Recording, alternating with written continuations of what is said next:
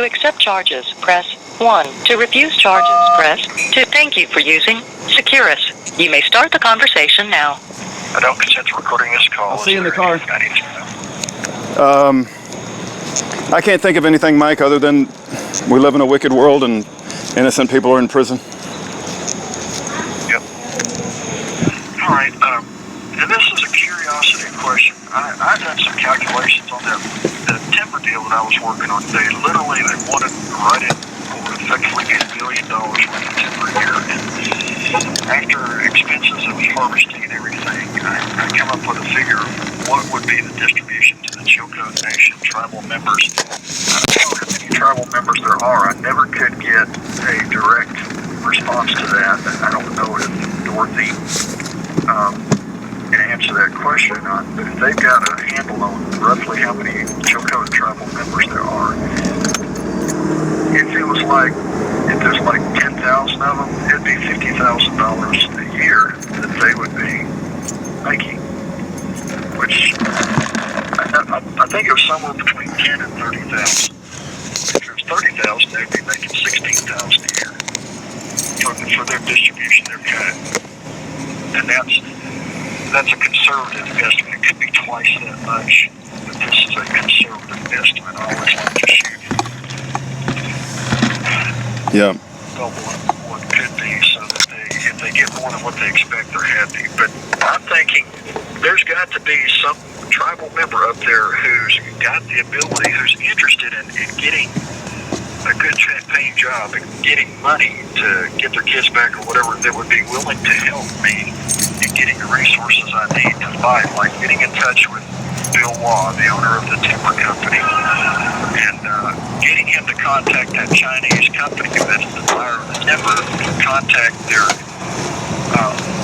Chinese ambassador to the United States and say, hey, we got a fellow, trading partner, the Chilcoot Nation over here we're trying to do business with, but you got their ambassador locked up. But this is a guy that's facilitating the deal for the Chilcoot Nation, who they trust. They don't trust anybody else, so they're not going to do it with anybody else but him.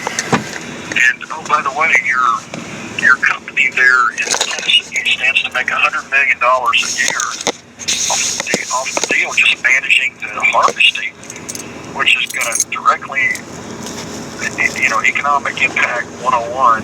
You putting $100 million into the Jackson, Tennessee economy annually, that's a good thing.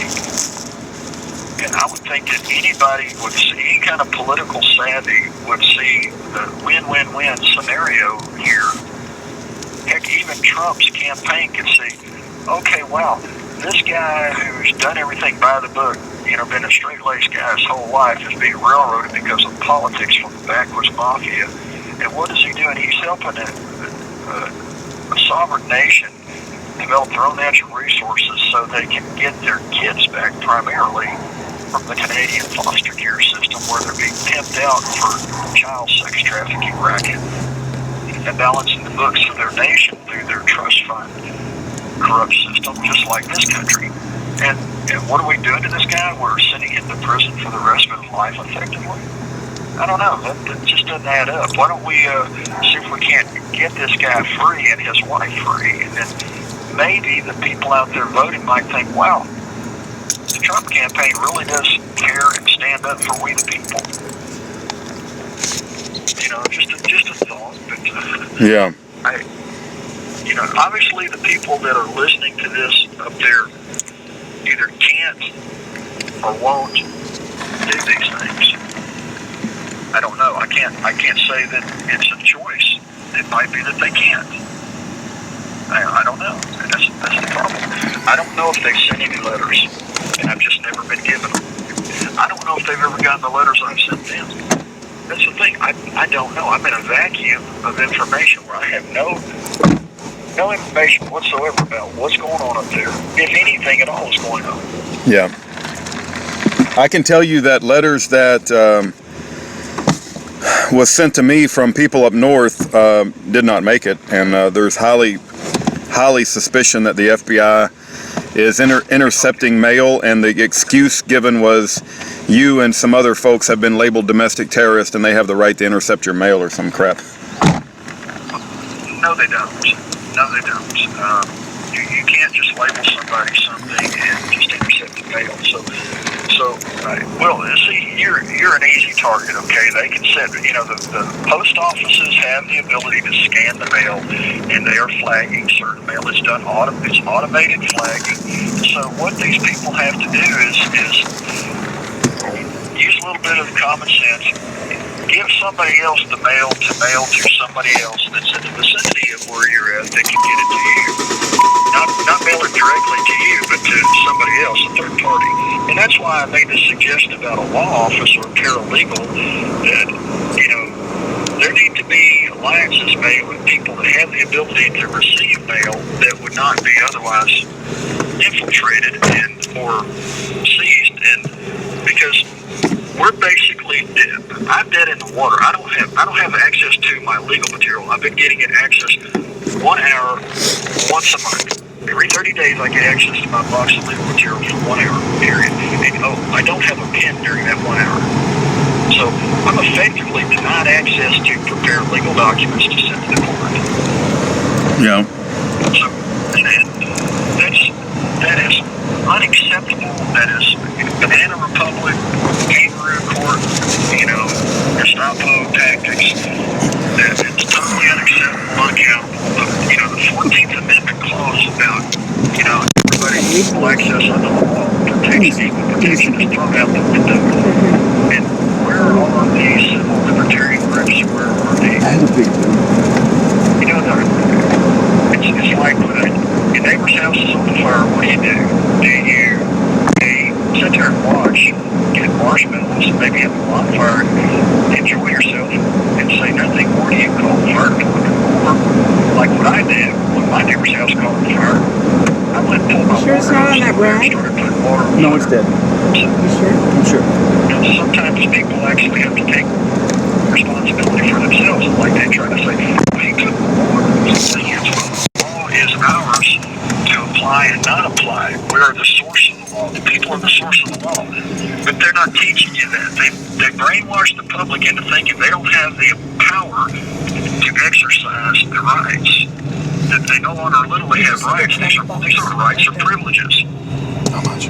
If your right to defend yourself and your right to bear arms, which is recognized as a God-given right, can be arbitrarily taken away by some bureaucrat, but it was never a right to begin with. I mean, it's all torn up. Exactly. You have no rights if you don't stand up for them. And people are trading their rights daily. They convert their right to travel into a privilege by getting a driver's license. I don't know if you know anybody other than the guy up north in Montana that travels without a license, but I know dozens of people that travel that do not have any kind of license, and they don't get tickets. Yeah, there's a guy named Anthony Troy Williams. He's a black dude. He's in a Hawaii federal prison. He published very professional websites. I mean, these are very professionally quality, and he advertised to people on how to do exactly that. I got friends that drive without driver's license all the time. Oh my gosh! What is that? Yeah. Glasses. Yeah, I left something on the hood. I left something on the hood of my car while I was talking to you, and I got to give the phone to Aaron. Everything I left on the hood of the car just now. But yeah, driving without a driver's license. Yeah, we know people who do that, and when they go to jail, they call us for bail money. No, but John Lamb does it. John Lamb does it, and he doesn't go to jail. There's lots of people that do it and don't go to jail. Right. Was that all that was up there? Yeah. I haven't had a license for a long time, and I haven't had a ticket since 1988. But anyway, It sounded like more than glasses. No, we're good, Mike. But it's basically a situation where people have to start exercising their rights, or otherwise they have none. Yeah, they hate people like you that want to exercise their rights and get out of the system. And that's why they target you so much. And another thing that's common with you, that's common with Jeffrey Winehouse, Schaefer Cox, David Hinkson, is maybe not David Hinkson so much, but you ran for public office and you were winning, and they absolutely hate people that run for public office and win. Well, and I won in a landslide. I won in just overwhelming 10,000 some odd to less than 2,000 votes, and the people are ready for restoration of liberty. Now, that guy, Anthony Williams, doesn't he know something about how to convert a 401k to withdraw your funds to pay off a mortgage without incurring taxes and penalties? And look into the tax situation of how to avoid taxes altogether.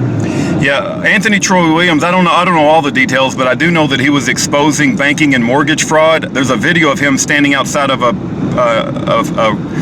home, and he's working with the homeowner to tell the sheriff that they have to go because they haven't followed the proper procedure of law. And the bank wanted the people evicted, but Anthony's standing up for them, saying you can't evict them, you haven't gone through the proper process yet. And the sheriff ended up having to leave, because they had to admit they haven't done what they needed to do to evict these people, and they hated them. That's why they want 80 IQ sheriffs, because they want people that are order followers and not people that can bank. And obviously, they had a sheriff there who had the mental capacity and IQ to realize, okay, let's see if he's got his facts in order. What is the requirement? Here's the thing: I've got cases where one guy tried to sue me, and I went and handled it myself. I got the thing dismissed 3 different times, because the first 2 times they had never served me properly. And I said, Judge, you can't proceed until I've been served properly. I've never been served properly, and you can't serve me. The rules of court, we're either going to follow them or we're not. And if we're not, we have 1 minute left in the court. And so she dismissed it, and finally I got with the attorney. I said, your client's running a fraud. I said, do you want to be exposed for being part of a fraud? I've done nothing to harm anybody. And we go to trial with the jury hears this, they're going to look at you, and your client's going to be sued for perpetrating an insurance fraud, and I'll be the winner there. So what would you like to do? And he says, well, I'll go in there and dismiss the case against you right now, because he realized he had a fighter that wasn't going to roll over and just play dead. They like people to roll over and play dead. They like people to believe. It's a belief system. They tell the jury, Mr. Parsons is presumed innocent, but then at the end of the trial, he says, if you believe that he's guilty, well, wait a minute, if I'm presumed innocent, that means you believe that I'm innocent. How can you overcome a belief of innocence by him saying, well, if Mike, you believe he's guilty? Did you get charged with 924C3B? I don't know what that is. Okay, Thank you for using Securus. Goodbye. This call is subject to recording and monitoring. To accept charges, press 1. To refuse charges, press 2. If you would like to permanently block your number from receiving calls from this facility, press 6. Thank you for using Securus. You may start the conversation now. I don't consent to the recording of this call. I did look through my notes, and I found that 924 information, and that has to do with what they claim is the definition of a violent charge. I think it was a DeMaya case that was referenced in where I got the information from. Okay, Mike, I can barely hear you, but there's been a Supreme Court decision lately that if you've been charged with 924C3B, and that applies to various political prisoners. It's referenced in mine too. It references yours too? It's not in mine, but it was in mine. It has to do with the references to a violent charge, but it does stem from mine because under the sentencing guidelines, they're claiming my prior charges were violent. But go ahead. Okay, so if you, anyway, people that were charged with that, they're getting out of prison. We've got one guy that's been in prison 12 years. He wasn't going to get out until 2033, and he feels very confident, but he says you don't just get out, you have to file a motion, and you have to do something. So I'm gonna like mail you some information on this. And did you get my latest letter? What was in it? I sent a bunch of like introductory stuff about what our ministry is, and I had a handwritten note. You didn't get a handwritten note? Huh? I was talking to a lady here. Go ahead. Oh, did you get my latest letter with a handwritten note and a bunch of introductory stuff about our ministry? I got a letter last week about your ministry that was sent back in March. I got 2 letters that were sent in March. Okay, no, yeah, they haven't I sent it at the beginning of the week. You should have got it, but they're holding all your mail, obviously. Right. That's what they do. They open the mail, they hold it so that it's past the deadline. If it's legal from the courts, I don't get it until weeks later, or if I get it at all. Look into that. Davis decision. But yeah, there was a reference to a Seventh-day Adventist at some point. There was a Seventh-day Adventist lawyer. It's a website that was referral, and if those people have the ability to receive and send out legal correspondence that would be recognized as legal. And I know that they're diligent people, and I guarantee you, if you had one in your community, they would probably be more than happy to facilitate sending and receiving communications that would be recognized as legal for many people. Okay. Well, but whatever anybody else decides to do, that's fine, and I advocate, but you know me and lawyers, I hate them. I hate them with a passion. Yes, I think, yes. Okay, all right. So, but if anybody else wants to work with a lawyer and deal with lawyers, and hopefully they make good things, but I've seen the destruction and I've just seen the destroyed lives that lawyers leave behind, and I've never met one, Mike, but I could go on, and I don't want to use our call for that purpose, Right. Not a problem, and I know that I'm basically in a trap where I don't have access to the resources. I've got not only my case, but my wife's case that I'm trying to work on. Filed a writ of habeas corpus. Never was able to verify if my mom actually sent the $5 or not, if they received it. And also I'd requested that Dorothy, and this is like 3 months ago, look under Article 13 of the Vienna Convention. Did they send a true copy of my credentials to the Minister of Foreign Affairs, the State Department, and did they send it certified mail to verify that it was sent? This is important stuff. And, this is something that they can use to effectively recognize me. It could be just an administrative thing where if you don't send it the way they want it, they're not denying me because they've never come forward and said, we don't recognize you. They just haven't responded. Or if they responded, I've never got it. But this could be the thing that allows them to say, okay, now we've got it in the form that we need, so you're good to go. We realize, okay, and I sent you a copy of the historical references to the Chilcoot Nation that the United States has recognized prior to the United States being the United States, when it was, a few years before the Revolutionary War. And then thereafter the Jay Treaty and then the other, the Saxby case. It's a recognized country. Heck, even Jack London in The Call of the Wild referenced the travel through the Chilcoot by Buck the dog pulling the mail sleds through that area delivering mail. But it's not a made-up country. It's not a fantasy of somebody's imagination. It's a real country. I remember Call of the Wild and reading that when I was a young man. I remember that. Usually around 8th, 9th, 10th grade, depending on where you're going to public school. That's a required reading. And, they had a copy of it here. And this one guy was telling me that he didn't believe that Chilcoot Nation existed because he's never heard of it. He's ignorant of it. That means it doesn't exist. I was like, well, a tree falls in the forest, but because you didn't hear it or see it, does that mean it didn't fall? No, it still fell. I said, you've got to look at the history and look in this very book. Have you read this book? And they said, yeah. I said, did you read where it referenced going to the Chilcoot? That's the Chilcoot Nation.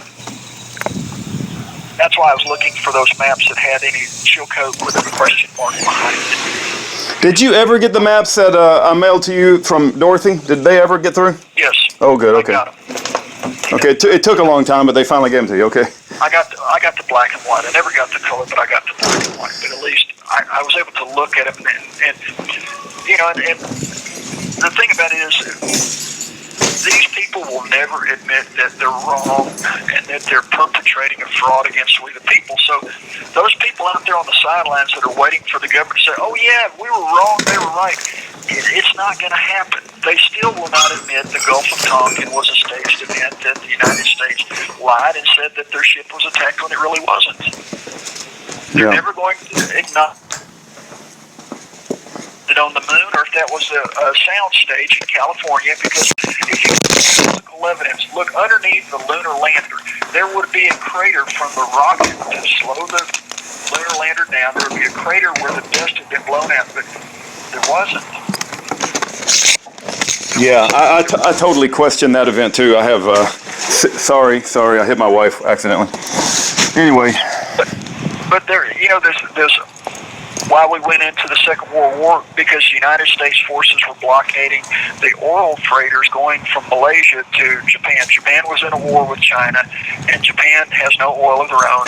And the United States was blocking the oil freighters to get to Japan, so they were interfering with the internal affairs of another country.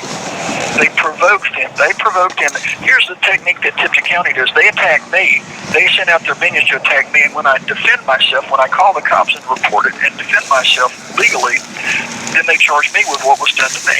This is their technique. This is what the gangs do. They provoke you in defending yourself, and then they say that's the basis for their attacking you. They justify the evil that they do because you responded in defending yourself. You got a right to defend yourself. It's a God-given human right that everybody has. And as soon as people wake up to the tyranny that is amongst us, with these corporations posing as government, the sooner they can be shut down and throttled back and stopped. It's out of control. It's nonsense, and it needs to stop. And I think Judge Napolitano, I saw this little blurb on this kiosk a week ago. He says that the whole thing is out of control. And, the men in black sitting on these benches are not gods.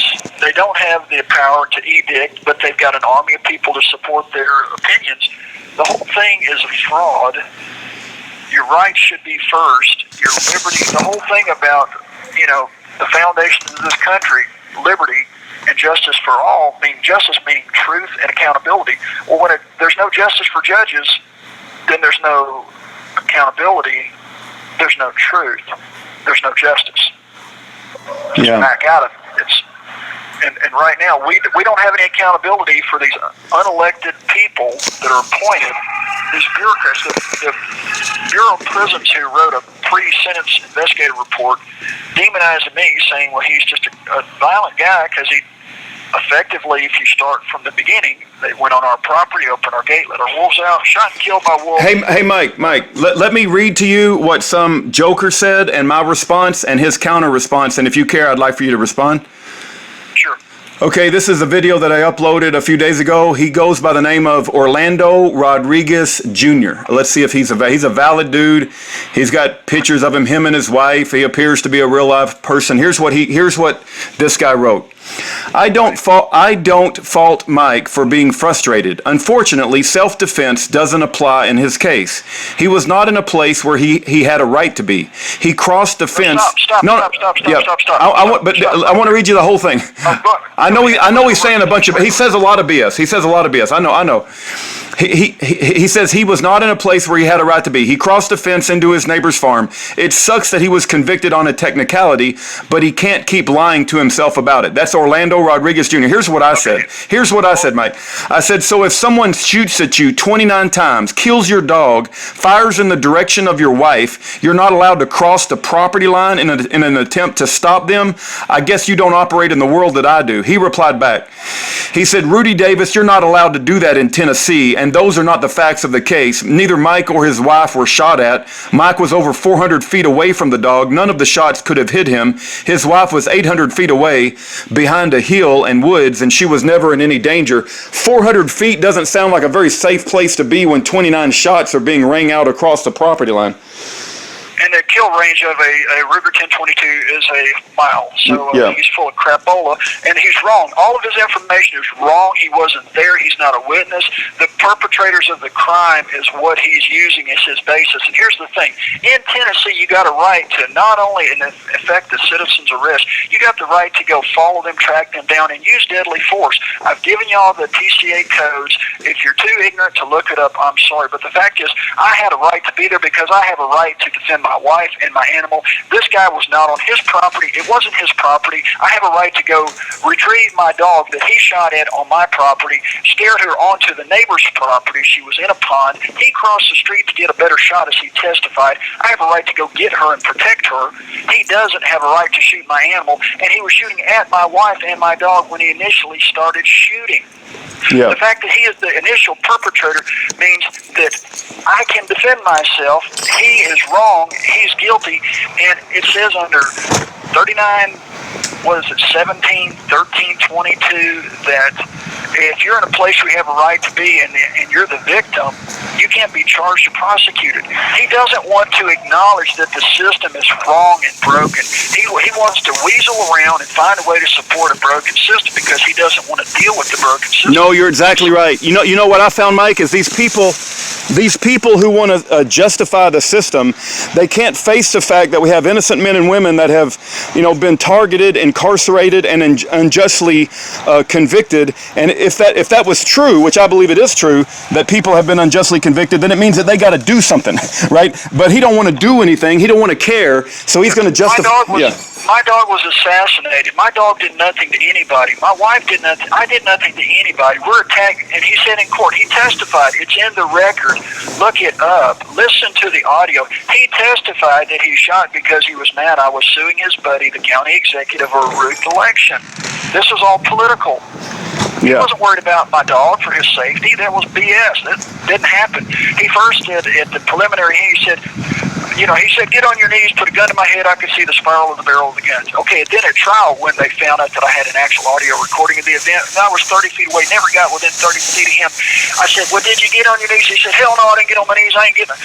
So the guy lied. I said, so here you said you did get on your knees. Here you said you didn't. I said, when was you lying? Was you lying then or you lying now?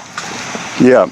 The thing is that he's a criminal, he's the perpetrator, but because this corporation posing as government is his buddy, this guy doesn't want to deal with the fact, like we said, he doesn't want to deal with a corrupt corporation. He wants to support it because he believes that it's just. And he's wrong. He's wrong as he can be, and, that's his error. Yeah.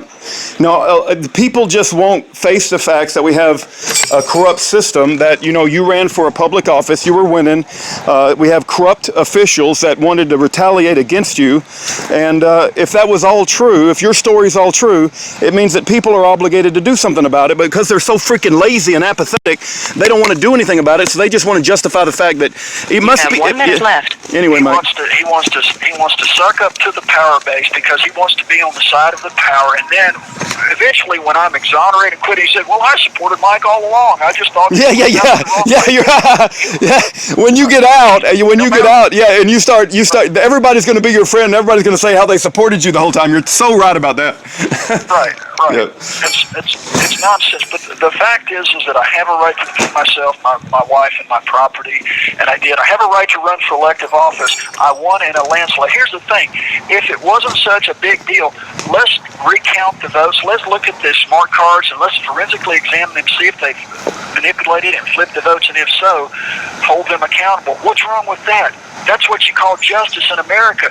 What we've got now is a road backwards mafia that's corrupted, that is destroying people's lives like mine and my wife's, and it needs to stop. Help us stop it. Don't attack us too. You're working for the Thank you for using Securus. Goodbye. All right, that's Mike Parsons, MikeParsons.org. Him and his wife was an engineer for 25 years, a contributing member of society. The FBI entrapped her, and now she's sitting in an Alabama prison, and Mike Parsons has been sitting in prison for several years. I've lost track, but you can go look at his arrest date on yearofjubilee.com. I pray you write him a letter, let him know you care about him and love him. Thank you for your time.